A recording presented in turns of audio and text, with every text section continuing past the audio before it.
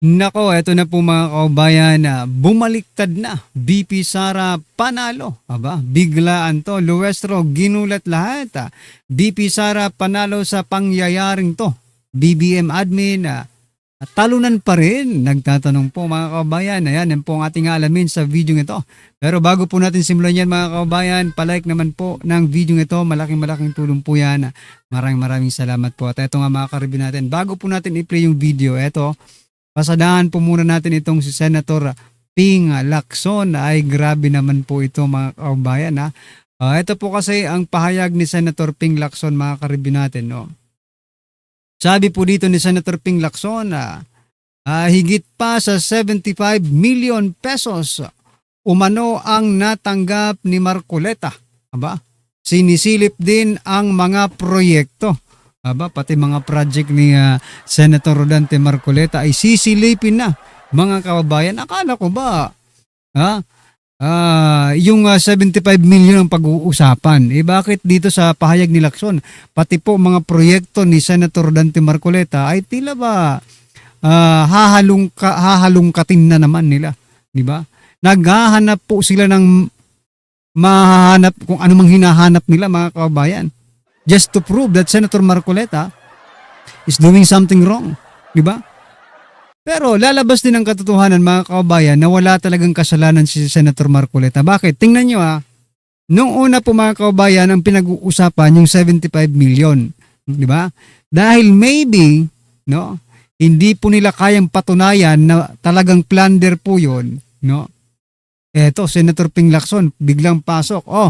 Hahalungkatin na rin pati mga proyekto. Baka dito tayo makakuha ng anomalya sa mga proyekto ni Senator Marcoleta. Aray ko po, di ba? Tapos tapusin nyo naman, Senator Ping Lacson, di ba?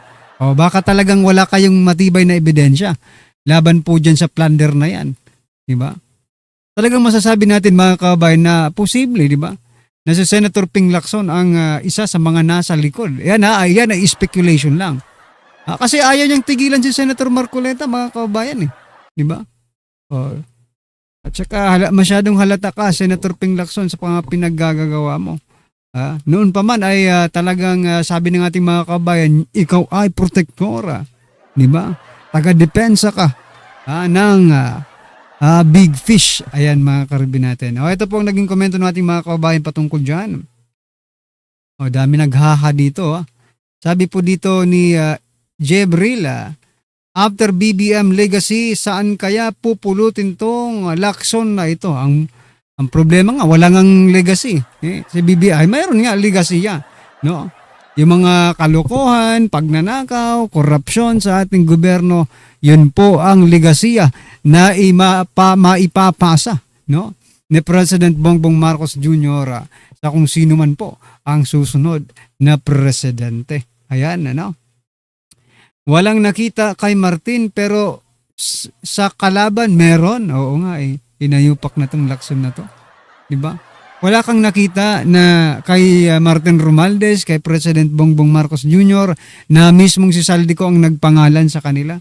Na mismong 'yun ang tinuturo ng mga 18 Marines, 'di ba? Wala kang nakita, 'di ba? Pero kay Senator Rodante Marcoleta, kahit wala pa man, nakikita mo na. Aray ko po.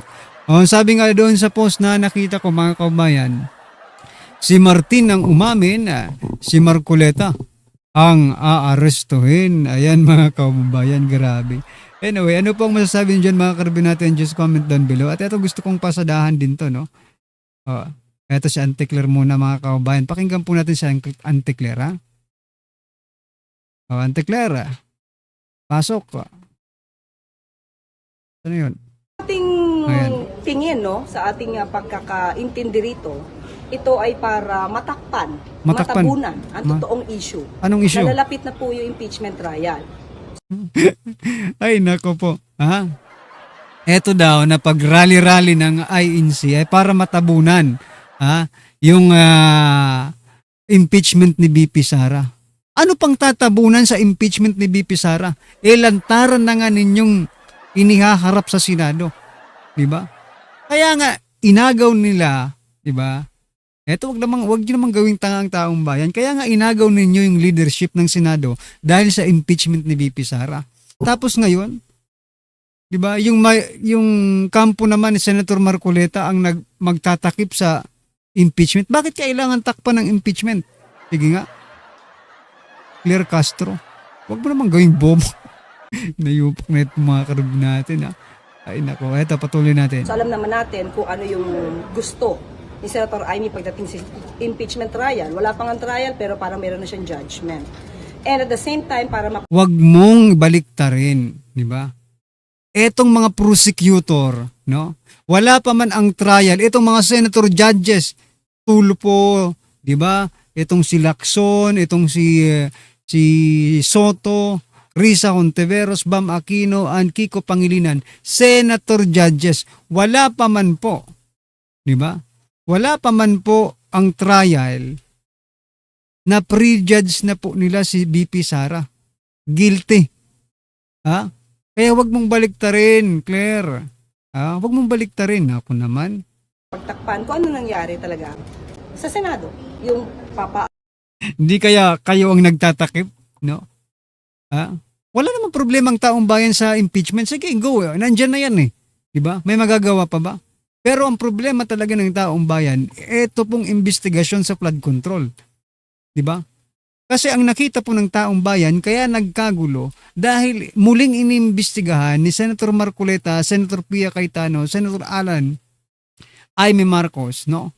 Robin Padilla, yung flood control investigation. Di ba ninyo nahalata yun, mga kababayan? Na dahil dun po sa pag-iimbestigang yun, ginulo po nila ang Senado para maibalik sa kanila ang leadership. Kaya itong sinasabi ni Claire, malaki po itong kalokohan. Nako po, ha. Anyway, ano pong masasabi nyo dyan kay Claire, mga kababayan? At eto, pasadahan din po natin, no? Oh, teka, eto pong eto na nga lang muna si Tulfo. Tulfo, pasok. Ito na yun. Lang ba ang mundo natin sa flood controls? Can't we move forward? Para Ito ang totoong pagtatakip, Claire Castro. Makinig ka, ito ang totoong pagtatakip. At etong nagsasalita, yang nagsasalita na yan, mga kababayan, tuta po ng Malacanang. O yan o. may pa namang problema na dapat imbestigahan. Huwag natin pakialaman yung flood control na yan. Aray ko, wag natin pakialaman yung flood control na yan. Bakit ta? Bakit naman hindi na pwedeng pakialaman? Wala pa namang nananagot.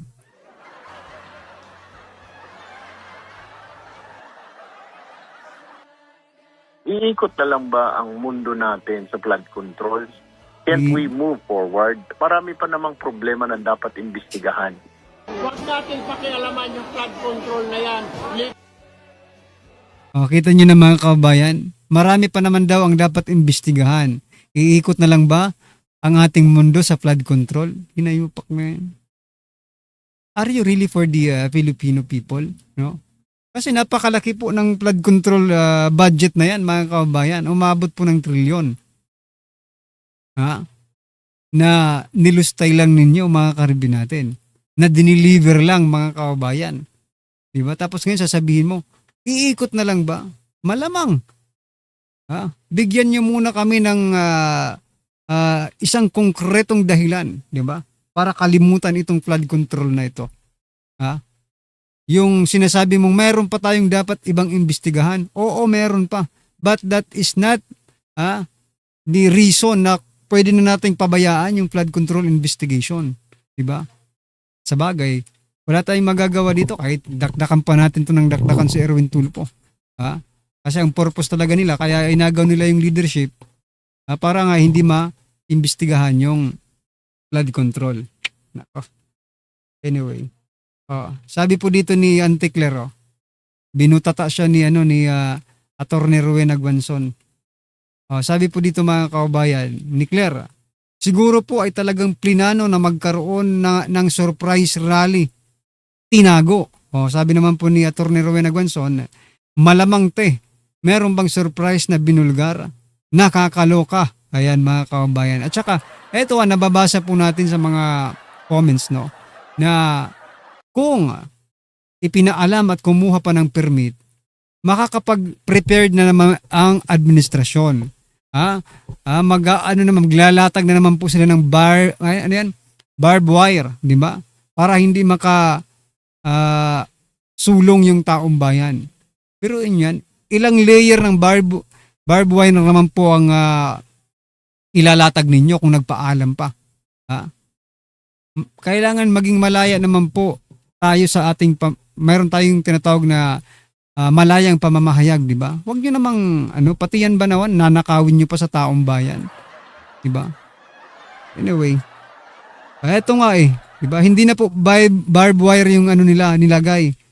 Eto may dito may balita mga kababayan na ito. Yan nasa picture, nasa na screen natin, no. Mga mga container van ang linagyan daw, no. Inarangan ng mga container van ang bahagi ng Recto Avenue sa Maynila bilang dagdag na seguridad yan. Sa ilang kalsadang patungong Malacanang, ayan yung mga lagusan, no, patungo sa Malacanang ay tinabunan na mga kababayan, Tinabunan na nila para hindi na makalusot yung taong bayan, aray ko po. Sa inyo ba yung Malacanang na yan? Nagtatanong lang kahit presidente po kayo, hindi po sa inyo yan. Ang Malacanang po, ang palasyo po ay pag-aari ng taong bayan. Di ba? Correct me if I'm wrong mga kababayan. Pero yun po kasi ang pagkakaalam natin. Di ba? Nandyan po sila para mamahala lang. Kaya nga pamahalaan Di ba? So tapos ganito ang gagawin nila. Anyway. Last po natin pag-uusapan tapos ipi-play na po natin yung video mga kababayan. Meron pa tayong mga dito balita pero ito. Si na lang si Trillanes. Ito si Trillanes mga kababayan, no. Bigyan natin ng reaction to. Pasok. Tayo na maayos sa Diyos. 'Di ba? Maghanap tayo ng leader na maayos sa Diyos. Hindi sino? Maraming pagpipilian Marami diba? sino? Ay bukod pa rin sa ganyan. Buti nga, hindi na pinag-usapan yun. May tama pa sa utak. Si Sara, sabi ko, ano ba naman? Grabe, may tama pa sa utak. Sa inyong dalawa ni BP Sara, sino kaya ang may tama sa utak? Sige nga. Hoy. Diba? Yun. Tayo, alam natin, marunong tayong mangilatis. Tayo, sinali niya pa kayo. Yung mga media dyan, mga buwang-buwang rin, di ba? Bakit hindi niyo sinabi na, ikaw lang ang nagsabi niyan? Hindi namin sinabi na buwang-buwang si BP Sara. Kung hindi nga, ganito ang follow-up question dyan Ano po ang inyong ebidensya na masasabi mong may tama sa utak si BP Sara? Di ba? Maglawas ka po sa ng ebidensya. Kailangan po natin ng ebidensya bago tayo magdakdak, di ba? Ganon dapat ang mainstream media. To verify the truth, the information. Para maging totoo ang isang impormasyon, mga kababayan, hindi porket sinabi ni Trillanes, hindi porket sinabi ng mga tulpo, hindi porket sinabi ng mga ilang politiko, no, ay totoo na. We must have evidence to justify their claims. Mainstream media, galaw-galaw naman. Diba? Hindi pwedeng absorb lang kayo ng absorb kasi pag pag araw-araw yung ina-absorb yung mga sinasabi ni Trillanes, baka one day magising kayo, no? Baka Trillanes ka na rin. Diba? Anyway, ano po ang masasabi niyo dyan mga kababayan? Just comment down below. At ito, pasadaan na po natin yung video mga kababayan mula po sa The General's Viewpoint. Kay General Macanas, pasok. Bigyan natin ng reaction opinion itong post ng News 5. Yan, Title, Nagpapakita lang sa umaga. Pinabulaanan ni House Prosecutor Representative Terry Ridon ang pahayag ni Attorney Mark Ginloan, miyembro ng defense team ni Vice President Sara Duterte na hindi umano laging nagpa-participate. Ay, saglit lang po, General. No? Gusto ko lang pong i-share mga kaubayan. Yung page po natin, mga ka-review natin sa Facebook. Ayan, nakaabot na po tayo ng 11,000 followers. Maraming salamat po mga kaubayan sa nag-follow sa atin dyan sa Facebook, no? Ano pa lang to, mga almost a month na page, no? Kasi kung hindi ako nag-Facebook dati, wala akong page dati sa Facebook. Ngayon lang tayo So ayan, napakainit po ng pagtanggap sa atin sa Facebook. 11,000 followers yan, mga kaubayan. Maraming salamat po sa inyo. Okay? Patuloy tayo. Ang public prosecutors sa pre-trial conference para sa Vice President Sara Duterte trial. Sabi ni Ridon, 3 araw na ho ng pre-trial conference, nandito ako hanggang dulo. Sabi niya. Okay. It's not a manpower question. It's a volume question sa dami ng kailangang pahinang pirmahan. Paglilinaw ni Ridon. Sa ngayon, patuloy ang pagmamarka ng documentary evidence ng prosecution at defense para sa nakatakdang paglilitis ng Vice Presidente. So ito ang statement ni Attorney Mark Binloan sa defense team. The public prosecutors just appear in the morning and then they leave the rest of the task to the private prosecutors. Sumagot si Ridon, hindi yan totoo. So, lumalabas, ito, ang main na trabaho nito, ang mga public prosecutors, ang mga kongresista, trabaho nila ito. Kasi nga mga kababayan, may mga lumalabas na balita, no? Na ito pong mga congressman, mga kababayan, ay parang wala lang ginagawa. Wala lang trinatrabaho. Okay? Dahil po sa mga private prosecutor na kanilang kinuha, mga kababayan. Ano ba, may bayad ba ang mga ito or voluntarily po nilang ginawa yan, no? At saka kung may bayad po itong mga private prosecutors na ito, mga kababayan, magkano kaya ang bayad sa kanila? At sino ang magbabayad sa kanila? Taong bayan ba ang magbabayad para dyan sa mga private prosecutors na yan, mga kababayan? Diba? O naiinis na nga po no? Kasi dapat ang gumagawa niyan, total sila naman po ang nag-akusa kay VP Sara, itong mga congressman natin na mga prosecutors, di ba? House panel. Pero bakit ang gumagawa na ng trabaho nila itong mga private prosecutors, mga kaubayan? Di ba? Bayad pa. Ang tanong, kanino kayang pera ang bayad dyan? Dapat dito kay Luestro mag-resign na Kasi mag-resign na si Luestro bilang House panel. Total, nandyan naman po yung mga private prosecutor. Nandyan na sino ba to? Si Kunanan. Ano ba? Ang pangalan nitong Kunanan na ito? Yung matanda, mga kabayan. Di ba? Nandyan naman si Kunanan. Siya na lang magtrabaho dyan. Di ba? Luestro, resign ka na. Yung private prosecutors, alalay lang. Correct ka. So, sino ang nagsasabi ng totoo? Kanino tayo maniniwala? Kanino ako maniwala? Hindi ako maniwala dito kay Ridon. Mas naniniwala ako kay kay Attorney Mark Binloan. Bakit siya magsisinungaling? Kung nandyan palagi ang mga House prosecutors, bakit niya sasabihin na umaga lang sila I believe na kung si Ridon man, di ba 11 sila na House prosecutors, posible na si Ridon nandyan palagi. How about the rest, yung 10? Baka yun, hindi masyadong nagpapakita. Lugi ang taong bayan yan. Kayo ang nagsimula. Lugi talaga. Kayo ang nag-initiate sa lahat. Bakit? Dapat ituloy nyo. Correct. So, tingnan natin kung ang reaksyon ng taong bayan sa... So yan mga karibo natin, ano po ang inyong masasabi dyan? Just comment down below at syempre wag pong kalimutang i-like ang video ito. Malaking tulong po yan. Maraming salamat po.